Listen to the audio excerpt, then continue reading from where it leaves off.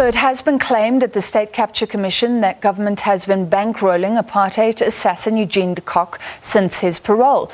A spy at the State Security Agency has revealed to the Commission of Inquiry into State Capture that up to 200,000 rand was allocated for the upkeep of de Kock. That included a 40,000 rand salary.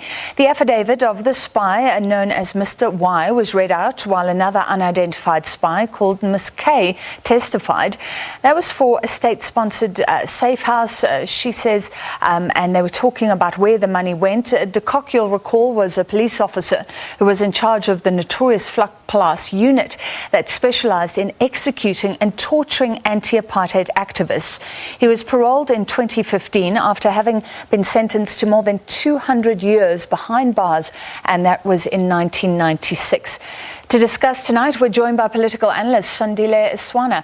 Sandile, thank you for being with us. And wow, does this mean the ANC has got a lot of explaining to do? Well, thank you so much, Francis.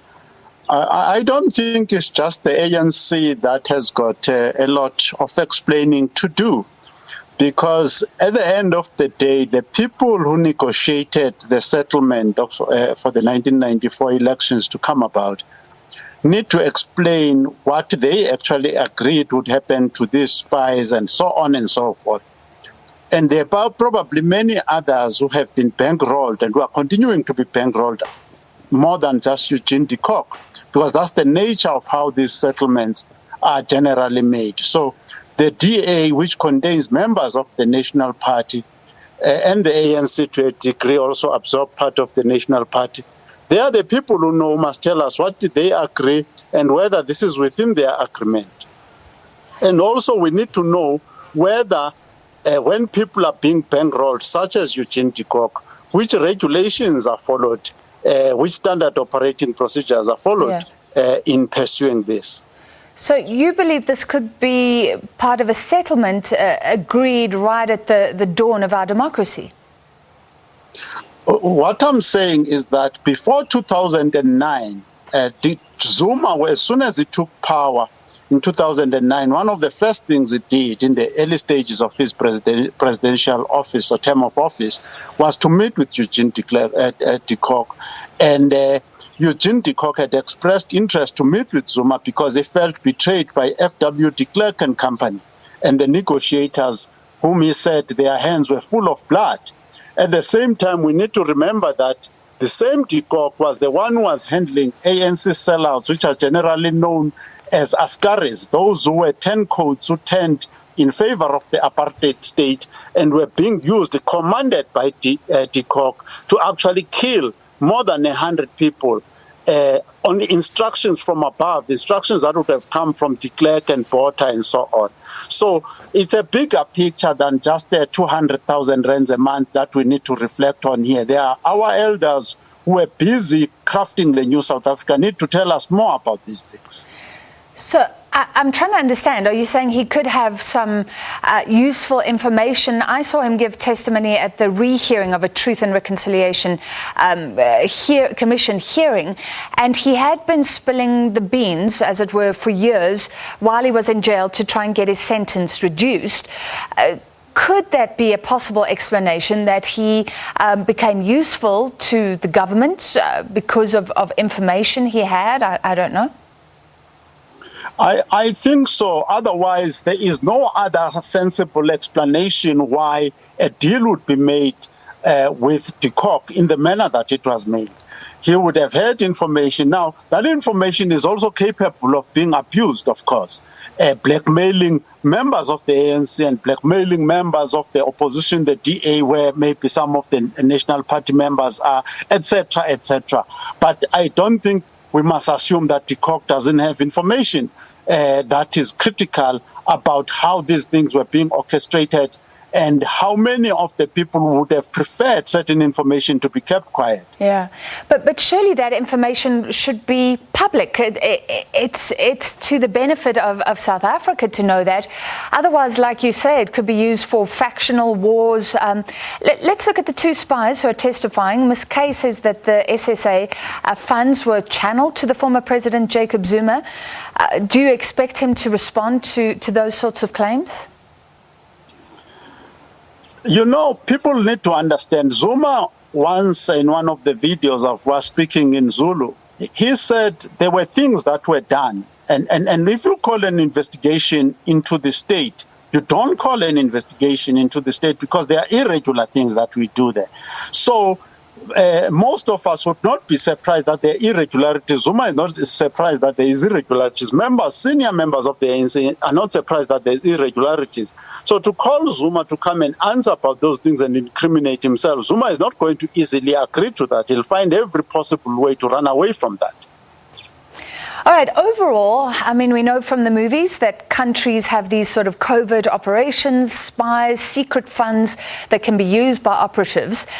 Obviously, that lends itself to all sorts of abuse, but maybe it's necessary. Does it sound in our case the State Security Agency simply became a law unto itself? The security agencies in South Africa, at a minimum from around 1969, their books were not being properly audited.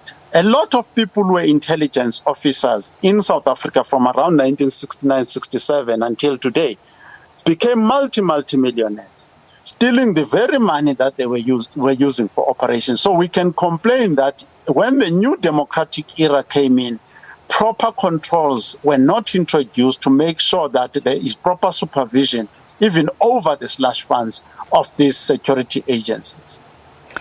And what do you think about the efforts of the minister for security interests to try and not have this testimony aired publicly?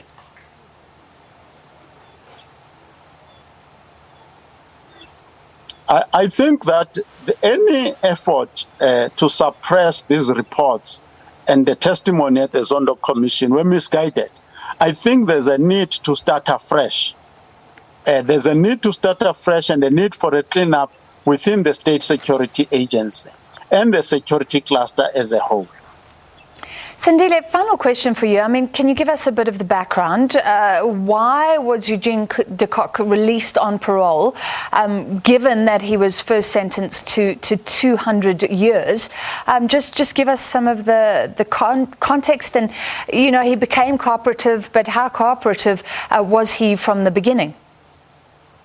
There are some, by the way, when you follow this thing up, there are some scientists, forensic scientists, there are some members of Umkhonto weSizwe, there are families whose members had been killed by Flag Plus, their death squads, who were campaigning for de Kock to be made available to assist them to trace those bodies. And there are videos in public where they say that they've been making a lot of progress with the assistance of Eugene de Kock. So yes, Eugene de Kock is a divisive personality and his activities are divisive. But some of the families that wanted closure to discover where the bodies of their children had been buried, etc., were actually campaigning for this. Yeah. And Zuma played a major role in facilitating that. But he was not the only player. There were other outside players that were actually campaigning for this thing, including black people, by the way, if I may add, who were campaigning for this chap to be put on parole. Yeah, but I mean, again, shouldn't he just have offered that information and shouldn't everybody be in on it? Finally, how damaging is this? Do you expect the ANC to speak out and very quickly? I think that our members of parliament, and I mean, there's a video out, a recording out by Ndlozi commenting that there is no transparency there. So yes, I mean, there will be comments from the ANC, but they've got a very big job. The State Security Agency is rotten to the core. I mean, I have written them asking for their audited reports. They got disclaimers. They couldn't produce audited statements, etc. There is just a lot. They've been having money stolen from their premises, break-ins, and all sorts of things. So there's chaos there. Everybody knows. Virtually every member of parliament knows. So whatever the ANC says, the only thing that can be said is that, yes, let's all work together and rebuild this agency. This agency is totally damaged and is putting this nation at risk. South African nation has got no national security that is operating at this point in time. All right, thank you very much, political analyst Sandile Swana. Now, the